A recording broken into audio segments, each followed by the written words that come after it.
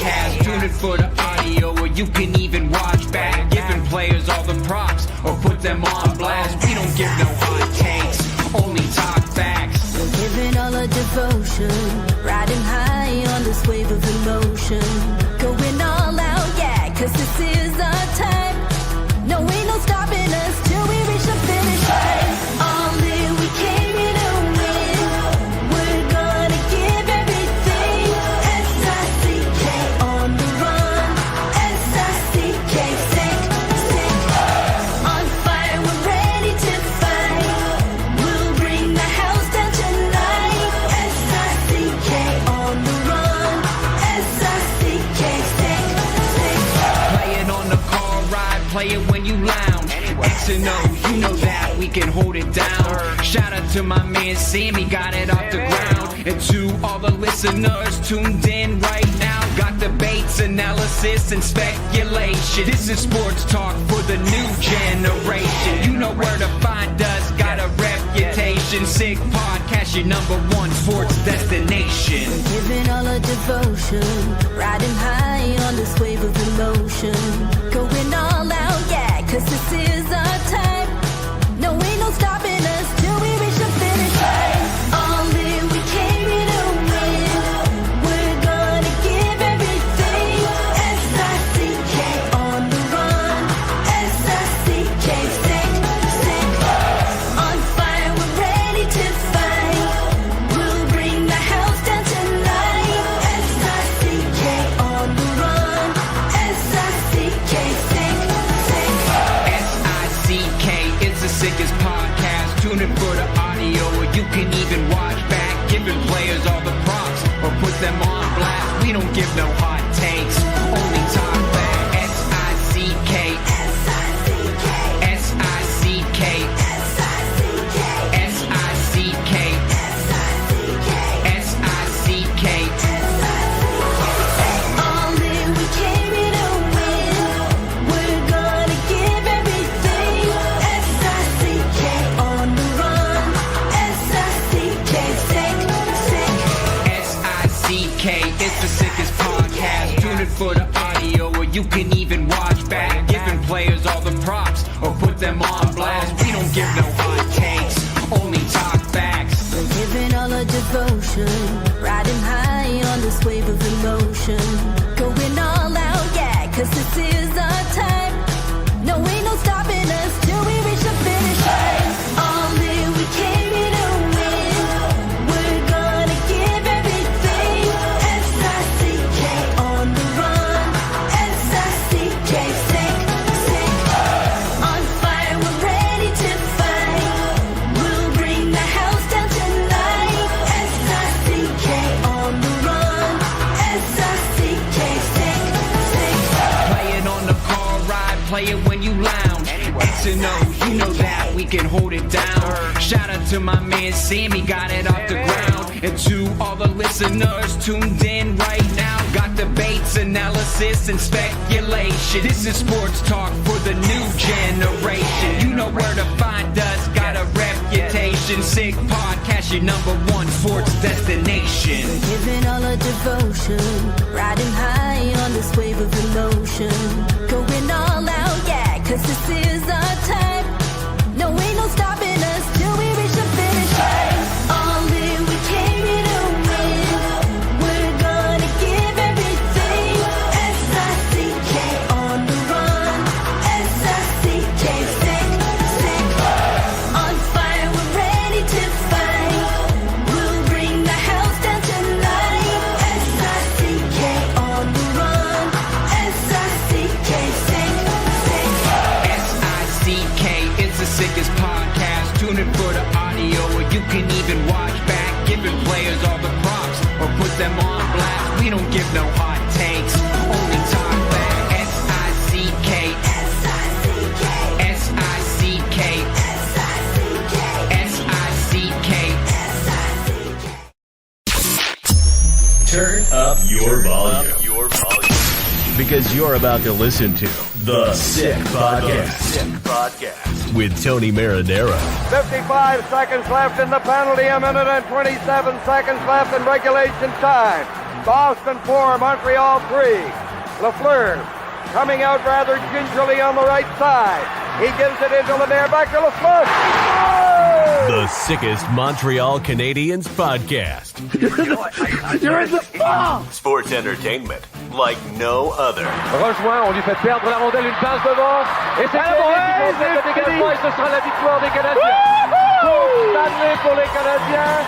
Leur 23e de l'histoire. You found the dogs! John, you found the dogs! He found the dogs! And all together, they worked a young team to the top. And now, a 24th Stanley Cup banner will hang from the rafters of the famous Forum in Montreal. The Canadiens win the Stanley Cup. Brought to you by Energy Transportation Group. Driven to be different. La Vida Tibi. Embrace your true nature. And Playground, your premier gaming destination. It's gonna be sick. Marinaro, the Sick Podcast on this Monday, June 16. Hope everyone enjoyed the Canadian Grand Prix on the weekend. I got a little bit too much sun, but I'll be okay. Who's going to win Game 6 of the Stanley Cup Final between the Florida Panthers and the Edmonton Oilers, with the Panthers up 3-2? Go all the way with Betway. Get a free bet up to $200 if your first bet loses.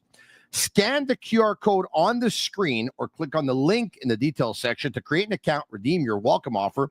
Offer is only available for new customers. Terms and conditions apply. Offer is not available in Ontario. Must be 18 years of age and older. And please play responsibly. The topic of conversation for tonight's podcast is going to be Canada revealing the first 6 names on their preliminary roster for the 2026 Winter Olympic Games to be held in Italy. And we'll tell you about who those top 6, who they are, and who's there and who's not there. And we'll talk about one Montreal Canadian that could be there and maybe, just maybe, should be there already. It's going to be quite the discussion and quite the debate. We'll have it with Eric Engels in about a minute or two, but not before I talk to you, of course, about some of our other sponsors, one of which is Accent Insurance Solutions. And you know that all insurance isn't created equal, and you know where to find the right solution for you. Accent Insurance. Accent doesn't sell insurance. They shop insurance for you to find the right product, right on the money, whatever your insurance needs, home, automobile, or business.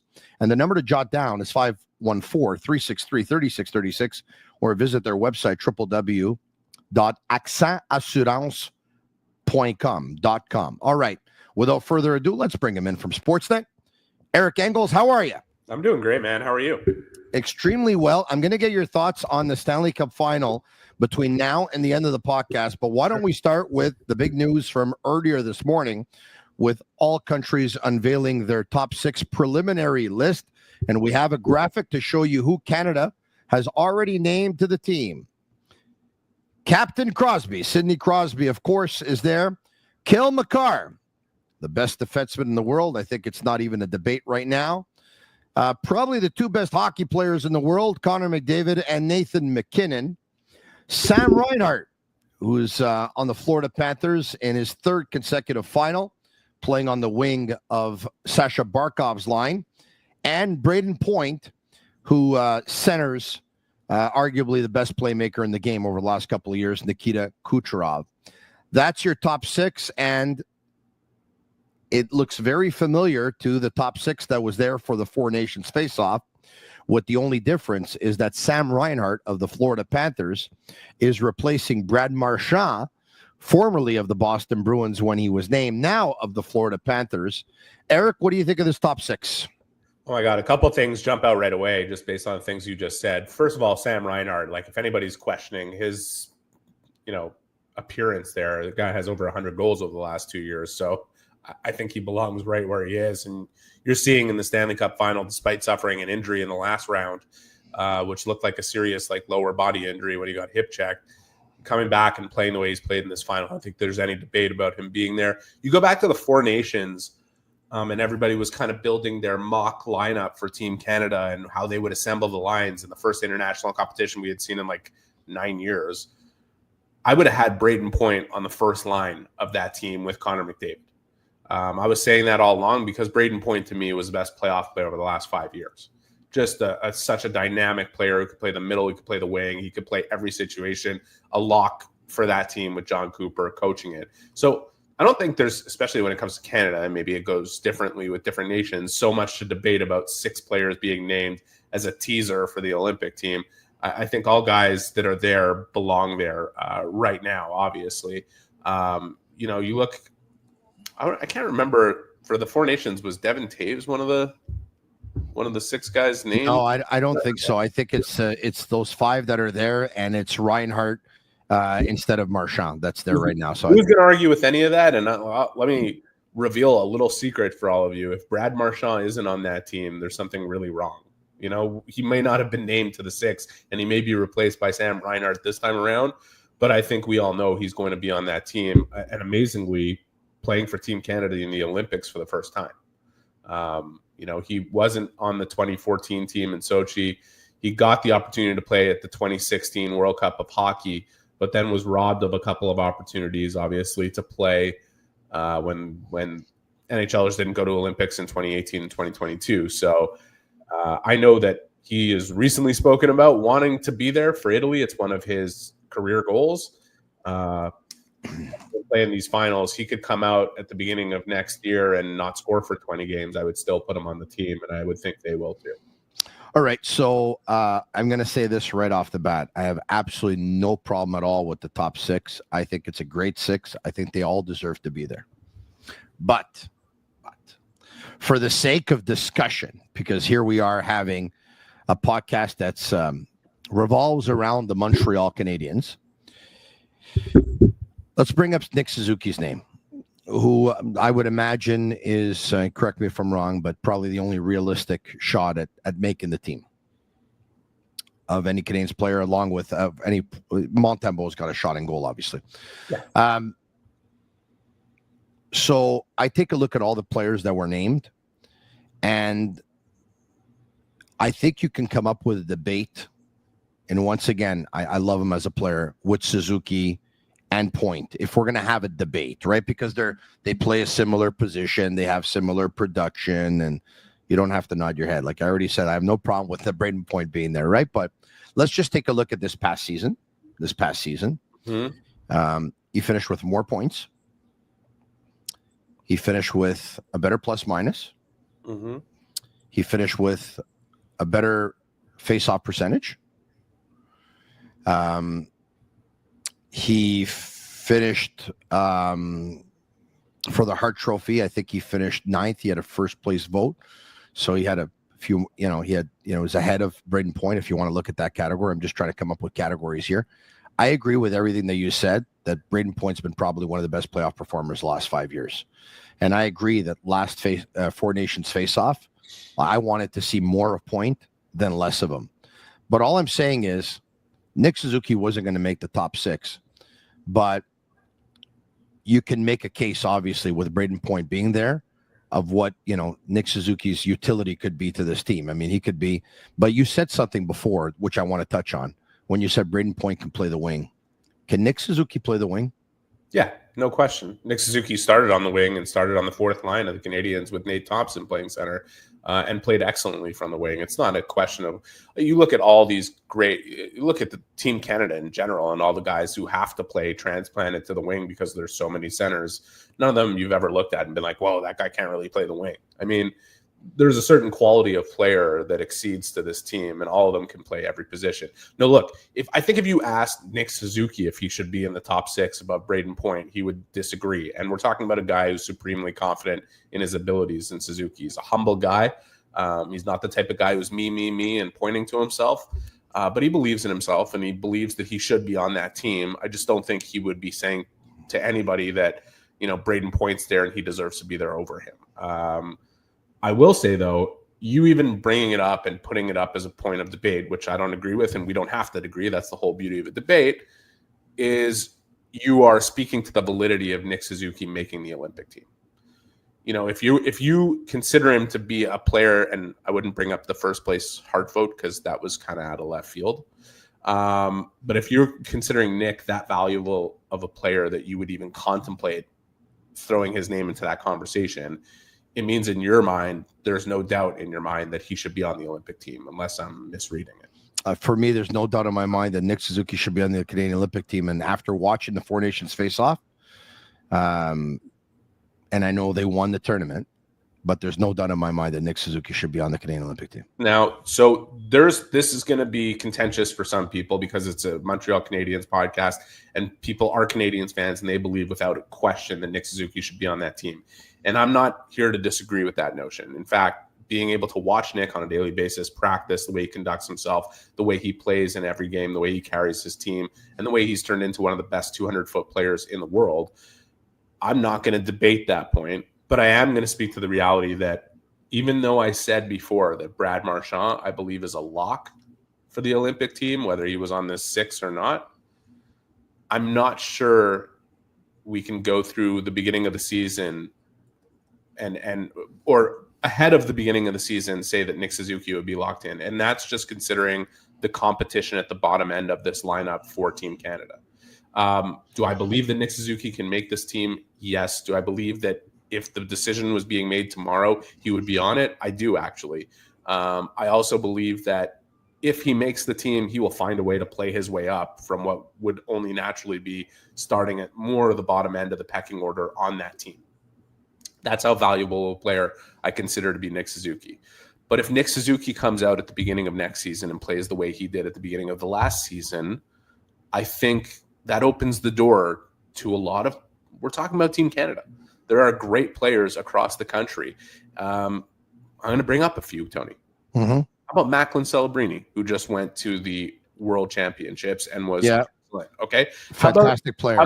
How about Connor Bedard, who everybody has counted out after a sophomore season that looked a little different than his rookie season? What if he comes out on fire and is unbelievable in Chicago with a couple of better support pieces that Chicago brings in? What about Robert Thomas, who is constantly compared to Nick Suzuki? Is a very similar player, had an injury at the beginning of last year, had an incredible end to this season for St. Louis, brought them to the playoffs. A very similar mold, very versatile player. What about Wyatt Johnson, who has been an electric player come playoff time and is just young, and maybe he was a little bit off this season versus what it was last season, and he comes out like a house on fire? I'm just saying, like, you have to keep the level up continuously. This time around, him not going to the World, Suzuki, I don't think this hurts him. Like, he was banged up. Team Canada knows his status. He probably would have been there if he was healthy enough to go. He said it himself. He's banged up. He's not going. And I don't think it's one of those situations where they're like, wow, like he never steps up for Team Canada. But he still has to take off from the point he left off on here because he did not have a good start to the season by his standard last time around. And it hurt him in the Four Nations conversation. Yeah. So listen, and I know that you said that Suzuki has his place in the team, and this has been, once again, this is there's a bunch of people that are going to be listening. There's a bunch of people that are watching, and it's strictly for debate here. But to all those guys that you said, why not them? I come back and I say, why not Nick Suzuki? Like, why not Nick Suzuki? He just had a better season. And all those guys that you talked about, as good as they all are, he had a better season than all of them. We're talking about a player who started his National Hockey League career with 41 points in 71 games. The year after, the year of COVID, in a shortened season, he had 41 points, the same amount of points, in 56 games, 15 less games.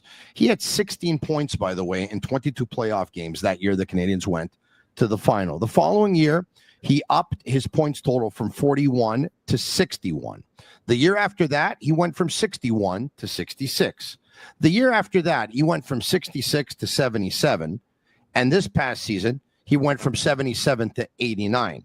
We're talking about a player that keeps on improving every year, that if all things being equal going into next season, is probably going to be on pace for about 100-point season. The only thing I can take a look at Suzuki's resume and say, okay, is he's coming off a playoff where he wasn't great with 2 goals, 2 points. I thought he was really good. I don't think the points told the story of how good he was in that 5-game series, but go ahead. You thought he was really good in the playoffs? Yeah, I thought he was really good. He was clearly playing banged up, but he was clearly a very dangerous player for most of the time that he stepped on the ice in those 5 games. I don't think the points were reflective of the performance that he put in the playoffs. I understand. You got to produce, though, when you're a first liner, right? Now, listen, Tony, there's a couple things you said just now. Why not him? He had a better season than all those guys. You're right. He had a better season than all those guys, but you got to be able to take that and run with it and cement it next season at the beginning of the season, because the team isn't coming out in October.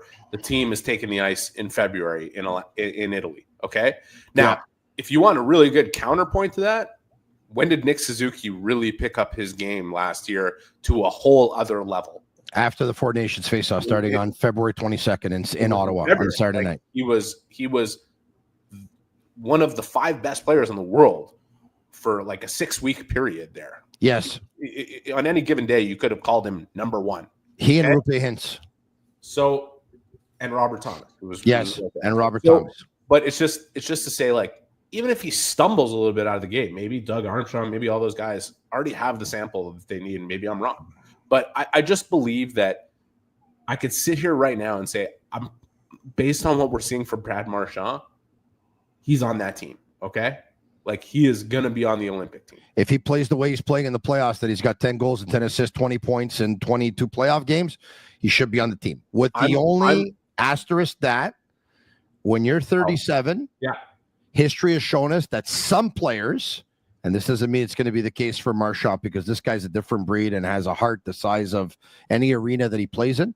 Some players go from 37 to old overnight. Now, clearly not Ovechkin, and I don't think it's going to happen to Marchand either. I wouldn't even put those 2 guys in the same category. And I'm looking at Marchand right now, and I know Bruins fans will say 2011 was the best he ever played. I'm not sure he's ever played better than he's playing right now. He's and from the 3rd line of the Florida Panthers, playing like a guy who's been there before in a very favorable matchup situation for him. And it's not okay. He's banging goals and finding a way to get around the ice, and no, like he's just the last game, 2 individual efforts from halfway up the ice, scoring, undressing everybody. Like, this guy this is the best. If it's not the best he's ever been, it's by far the best he's been since 2011 when the Bruins were up. It's also, he's like a year and a half removed from double hip surgery. Like, I think what you're seeing from him right now is like he is in a better place physically than he's been over the last couple of years, which created the questions to begin with, going back to even the Four Nations and just before that. I don't think there's a question now. When it comes to Nick, this guy's a different breed. When his career is over, he's going to Hockey Hall of Fame, Brad Marchand. No question about it. And he's incredible. When it comes to Nick Suzuki, I believe he should be on Team Canada. You believe he should be on Team Canada, but I'm not ready to say on June 16th he's made that team already. I still think there's another, and it's not because of Nick. It's because the competition is so fierce and so good in Canada that if his game drops off for whatever reason and somebody else, it just means it's opening up the door a little bit for one of those other guys to have an explosive beginning and them saying, we got to take the hot hand. That's the danger here. You look at the Four Nations team and you have to pick 1 or 2 players who you think might not be there. I know some people are going to be like, Brandon Hagel. Brandon Hagel is going to be there. Like, look at the way Brandon Hagel has played a lot. Travis Konechny is a question mark, and Anthony Cirelli is a question mark. Both those guys, we know why Cirelli was there. I'm sure John Cooper went to bat for him big time. Julian Brisebois was a part of their contingent for the management. I'm not like, those guys don't have exclusive say over who makes the team, but they clearly said, we see this guy in the specific penalty killing role. If you look at Canada's penalty kill over that tournament, I covered the whole tournament. He struggled a little bit at key times. He was a bit vulnerable. And then, you know, on the flip side of that, I look at the gold medal game, the championship game against USA, and Anthony Cirelli became a vital player for them in that game. So, but those guys, I think, have questions around. I don't think Seth Jarvis has a question mark around him. I think he's going to be on that team. I think he's going to be on the team, but I think there's going to be a discussion. His name will come up. And what I'm saying is, I don't think it'll be unanimous. If 10 people are voting, I don't think it's going to be 10-0 in favor of Seth Jarvis. Ultimately, I think he makes the team. And the big reason why I think he makes the team is because he can play any type of hockey game. And he's a great defensive player. He's a great defensive player. he could be an energy player, and he's got 43 points in 55 playoff games. So he seems to play his best hockey when it's the most meaningful. I don't think he had a slam dunk Four Nations face-off tourney, which is why I don't think his selection is going to be unanimous. But ultimately, he came into the tournament sick, though. He has scored a ton of goals over the last few years. You know what helps, Tony? If even if TK is there, even if Cirelli is there, the Olympic roster is a little bigger than that Four Nations roster. There's a couple more spaces on it. Yeah. To bring more players. So but you brought up a couple of names. Celebrini is unbelievable. He who finished third in Calder Trophy voting for the Rookie of the Year was able to do it, though, almost 3 years younger than Lane Hudson. It's unbelievable the season that he has, an 18-year-old. And Connor Bedard, obviously, is a phenom who's had success with Canada in the past at the World Juniors. But it's a big tournament, and they're young players still in their career. Now, if Canada looks at it and say, hey, you know what? We want some of our young players to be there so that they're, they could, some of the older players can show them the way and can bring them along, because one day they're going to have to lead Canada. Then by that philosophy and mentality, one of or both will be on the team. But if they're going to say, you know what, we got to bring we got to bring role players. We got to bring everyone who can do a job, because we have a tournament to win that's going to last only a couple of weeks. At that point, I have my doubts. There's one other guy who I think might be, in the fans' eyes, a bit of a question, but in management's eyes and coaching staff's eyes, I'm not entirely sure, because of how he was played at the Four Nations, was Mark Stone. And I think a lot of people look at the speed factor and say, I don't know about Mark Stone, in the Olympic kind of scenario. And I think a lot of people are saying that around the Four Nations also, with the amount of injury time that he had over the last couple of years, and just having to play with burners like Connor McDavid and Nathan McKinnon. But if you look at the way he was used, that's kind of a tell in terms of how they see him. And in terms of, you're talking about Celebrini and Bedard, there is a theme, if you go back over the last few Olympic selections, where they have done that. They have made sure that one of those young, torch carrying kind of players, like I go back to, I think it was 2010 that Jonathan Toews made that team. I might be mistaken. I hope I'm not. But Vancouver, I don't know how old. Shane Gaumont and Master Control, you can look it up. Yeah, he'll check that out. But if I'm not mistaken, Toews was on that team, and he was very young in 2010. I probably should have looked at it before I even said it, but Okay, you know what? We'll look it up. In the meantime, it'll give my opportunity to talk to you about some of our partners who bring you the Sick Podcast with Tony Marinaro. Energy Transport is one. They're a leading full-service logistics provider serving all of North America, driven to be different. They're a top fleet employer in Canada. Also, Playground, if you're looking for the ultimate entertainment destination.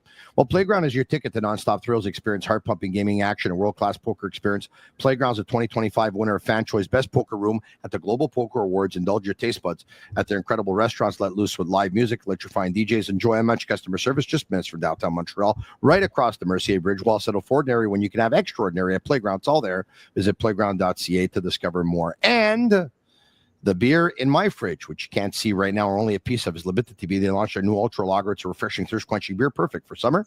With only 90 calories, 2 grams of carbs, 4% ABV per can, available in a pack of 6 and 12 in grocery stores all around the province of Quebec. It's ultra light and ultra refreshing.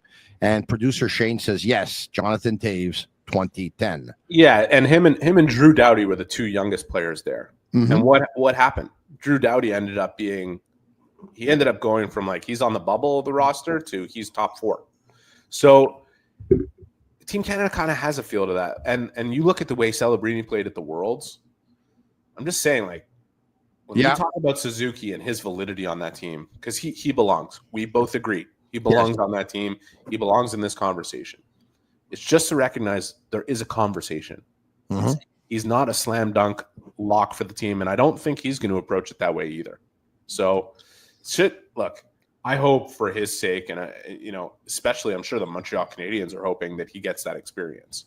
What could be better than sending their captain to play with those players and be there? And if he takes off on the same foot he left off on, like I said, Tony, and he doesn't make that team, something's wrong.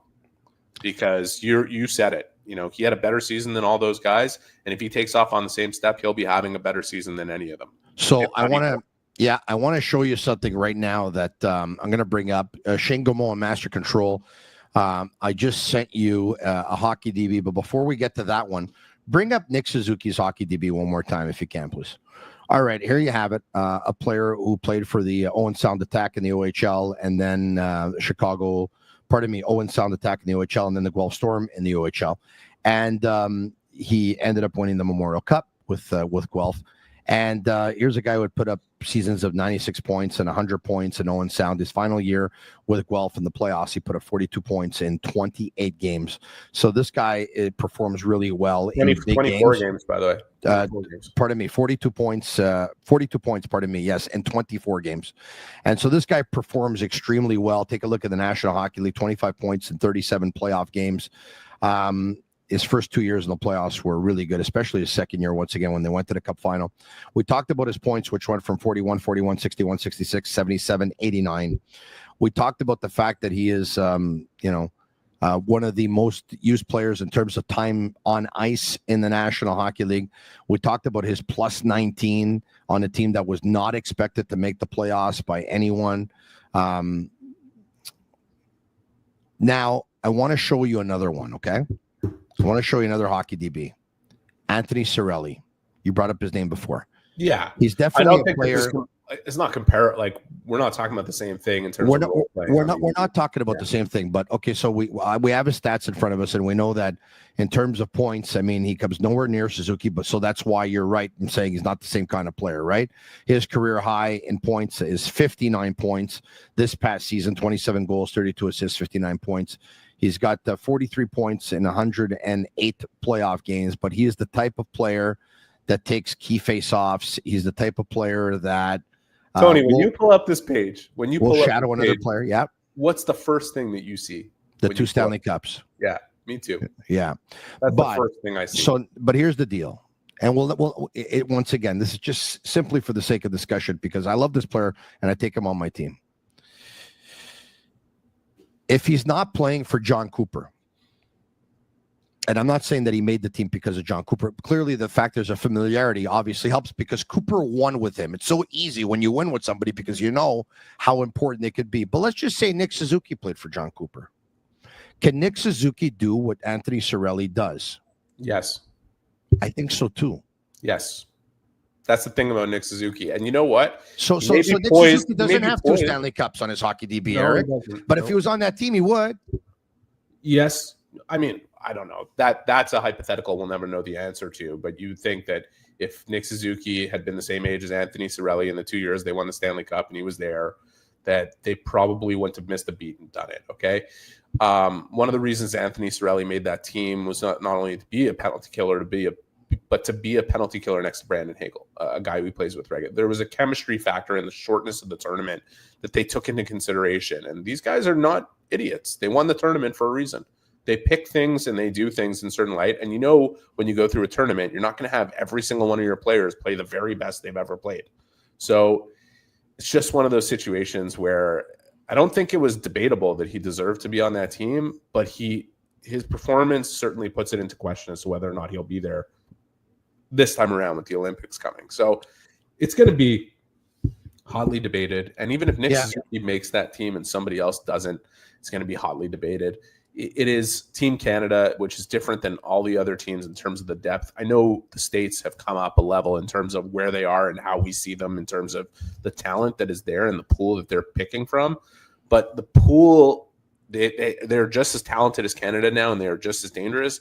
It's just that the pool, aside from at the goaltending position, is a little more expansive. It's a little bigger in Canada in terms of players that actually have claim to potentially being on that team. So we'll end it here in just a couple of more minutes, but we'll end with this. I brought up before when you were mentioning a bunch of names, and I said, why not Nick Suzuki in terms of I think Nick Suzuki should be on the team. And I think you agreed, but let's say in the end, if he doesn't make it, and obviously there's things that can happen during the season that'll affect that. But if I ask now again, once again, why not Nick? If Nick isn't named, why not? And one of the reasons, some of the things you brought up is that you said, hey, listen, there's going to be competition with Macklin Celebrini. There's going to be competition with Connor Bedard. There's going to be competition with, you named a couple of other players with Robert Thomas. There's going to be good players that haven't been there in the past, weren't there in the Four Nations team, that can be there. We talked about players who might lose their spot. Travis Konechny might lose his spot. Anthony Cirelli has an advantage because he won with Cooper, but he's a player who could be in play. Seth Jarvis, we seem to think will be on the team, might not be unanimous. Mark Stone, lack of foot speed, who knows, but he's a big-time leader and a big-time winner. So now, if Nick Suzuki has another very good season, but come February, he's not on that team, if it's not because of other players doing their thing, but actually something that Suzuki doesn't quite do good enough right now that holds him back a little bit, what do you think that would be? Is there anything in his game that says to you, like he could obviously improve his face-off percentage, right? It's not there's nothing. It's 51.6%, but you know. There's nothing. I don't see it as that. And I don't think anybody on Hockey Canada is going to be like, well, he never went to the Worlds for us. So no, I don't think I'm sorry. I don't think this is a scenario. The only scenario in my mind where he doesn't make the Olympic team, and I think right now, all those guys we named, I think he is a baby step ahead of everybody in terms of, or at least the next closest contender for that spot. I think he's just slightly ahead right now. He's got to keep his lead. That's it. He has to keep his lead. And and one thing that might help him, by the way, if the Canadians don't bring Christian Dvorak back, if they don't have a suitable replacement for that type of player, or they're going to go internal with it, Nick Suzuki is going to go from he was killing a little bit of penalties with the Canadians last year to he's going to become much more regularly featured on that penalty kill. It might actually eat into his production at the other end. I wouldn't expect that it will, because I think the Canadians' power play is going to be a lot better next year, and I think he's going to be a huge factor in that. It has to. That's something to keep an eye on, especially in relation to this conversation we're having about him, Cirelli, Hagel, like those guys. I don't think there's any element of Nick Suzuki's game that Team Canada is going to look at and be like, well, he's missing this. Like, no. What if Canada? If that's the case, okay, they have a bigger problem, and they have a problem I don't even know of in terms of evaluating the player. What if he can't crack Canada's top three lines, and the way they're putting together their team, they want their fourth line to be an energy line? Can he play on an energy line? 100%. He can play any role you ask him to play. I'm sorry. There's nobody who's going to convince me he can't play any type of role that they would have in mind for him.